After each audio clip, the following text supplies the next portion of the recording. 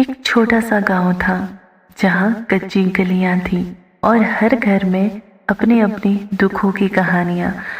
उसी गांव में एक सुंदर और सुसंस्कृत लड़की रहती थी, सुनीता। वो गरीब परिवार से थी, पर उसके संस्कार, व्यवहार और सादगी हर किसी का दिल जीत लेती थी।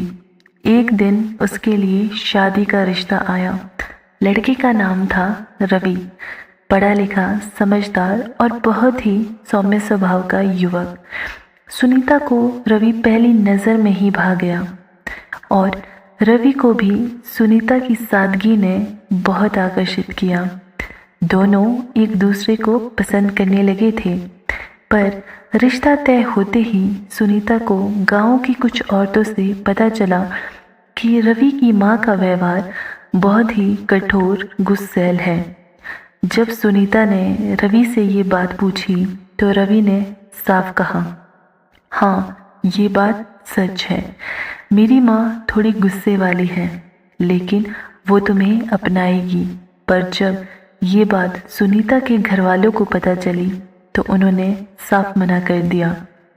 हम अपनी बेटी की जिंदगी नर्क में नहीं डाल सकते। लेकिन तब तक बहुत देर हो चुकी थी। सुनीता को रवि से सच्चा प्यार हो गया था। उसने किसी की नहीं सुनी और कुछ महीनों बाद रवि के साथ भागकर शादी कर ली। शुरू में दोनों परिवार नाराज थे, पर समय के साथ मान गए। गांव में छोटी सी पार्टी हुई। सब कुछ सामान्य लग रहा था। सुनीता ने पूरे मन से ससुराल की जिम्मेदारियां संभाल ली। खाना, साफ सफाई, रिश्तेदारों की सेवा, हर चीज़ में वो सबसे आगे रही। लेकिन वक्त के साथ रवि की माँ यानी सुनीता की सास ने असली रूप दिखाना शुरू कर दिया। वो आए दिन उसे ताने देने लगी, भाग कर आई है, कैसी बहू होगी ये। उसके चरित्र पर उंगली उठाई जाने लगी। हर गलती के लिए उसे दोषी ठहराया जाने लगा। जब सुनीता ने रवि को बताया तो रवि ने समझाने की कोशिश की कि तुम माँ की बातों को नज़रअंदाज किया करो। मैं नहीं चाहता घर में दरार पड़े। पर सास का जुल्म दिन ब दिन बढ़ता गया।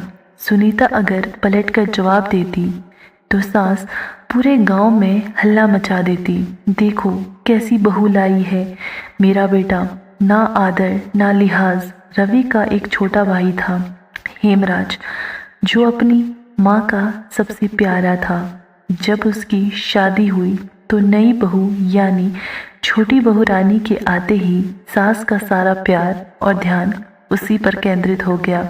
पर काम सिर्फ सुनीता करती। सास और छोटी बहू रानी दिन भर आराम करती और सुनीता को दिन भर चूल्हा चौका, झाड़ू पोछा और खेत के काम भी करने पड़ते।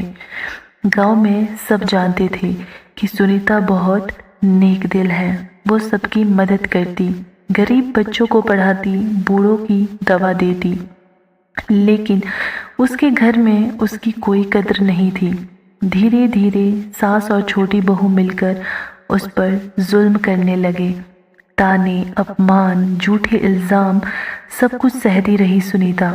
और रवि, वो अब भी वही कहता, घर में झगड़ा ना हो इसीलिए मैं चुप रहता हूँ। सुनीता का दिल टूटता गया, लेकिन वो टूटी नहीं।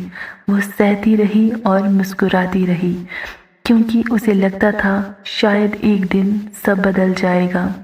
सुनीता के 2 बच्चे थे, एक बेटा और एक बेटी। दोनों मासूम थे, संस्कारी थे, मगर दादी रमा ने कभी उन्हें अपनाया ही नहीं। बच्चे हर रोज़ दादी के प्यार के लिए तरसते थे, लेकिन दादी का दिल कभी उनके लिए नहीं पसीजा। जब छोटी बहू रानी पेट से हुई तो सास रमा ने उसका बहुत ख्याल रखा, जैसे वो ही उसकी असली बेटी हो। अच्छे खाने, आराम, दवाइयाँ, सबका इंतज़ाम किया। कुछ महीनों बाद बहू रानी को बेटा हुआ। उसका नाम रखा गया रमन। रमन एक प्यारा, समझदार और बहुत होशियार बच्चा था। रमन का झुकाव सुनीता और रवि की तरफ ज़्यादा था। वो अक्सर सुनीता के पास आता, उसके हाथ से खाना खाता, उससे कहानियाँ सुनता, क्योंकि उसे सच में ममता सुनीता से मिलती थी। सुनीता और रवि ने भी रमन को अपने बच्चे जैसा प्यार दिया, लेकिन यही बात सास रमा को चुभती थी। वो बार बार रमन को सुनीता से दूर कर देती। मेरे पोते को मत छू, तू इसकी माँ नहीं है, ऐसा बोलकर वो सुनीता का दिल तोड़ देती। इतना ही नहीं, रमा अपनी पेंशन के सारे पैसे भी छोटी बहू रानी और उसके बेटे रमन पर खर्च करती। वही सुनीता दिन भर रसोई, कपड़े, सफाई, गाय बकरी, खेत सब कुछ संभालती।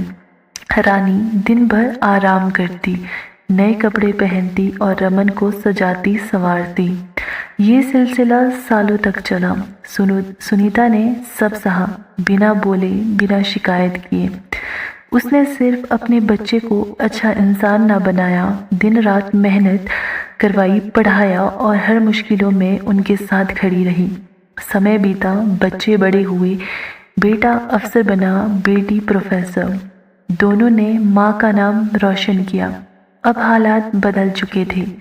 वही सुनीता जो एक वक्त सिर्फ ताने सुनती थी, अब पूरे गांव में सम्मान की मिसाल बन गई थी। सास रमा भी अब बूढ़ी हो गई थी, उसकी पेंशन भी अब खत्म हो चुकी थी। छोटी बहू रानी अब खुद रवैये से बदल चुकी थी, क्योंकि अब रमन भी अपनी पढ़ाई और सफलता के रास्ते पर चल पड़ा था और वो भी रवि और सुनीता को ही असली माँ बाप मानने लगा था। एक शाम जब सास रमा बीमार पड़ी, तब भी उसे पानी पिलाने वाला सिर्फ एक ही था, वो थी सुनीता। उसने रमा के पैर दबाए, दवा दी, बिना किसी शिकायत के सेवा की। तब पहली बार सास रमा की आंखों से आंसू निकले और उसने कांपती जुबान से कहा, बहू तू तो सच में लक्ष्मी है और मैं अंधी थी, माफ़ कर दे मुझे। सुनीता मुस्कुराई। उसका जवाब वही था, जो बीत गया वो मेरा इम्तिहान था, अब जो है वो मेरा इनाम है।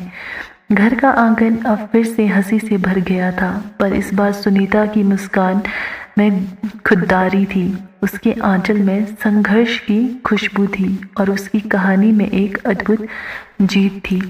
ऐसी ही वीडियो के लिए चैनल को लाइक, शेयर और सब्सक्राइब करें।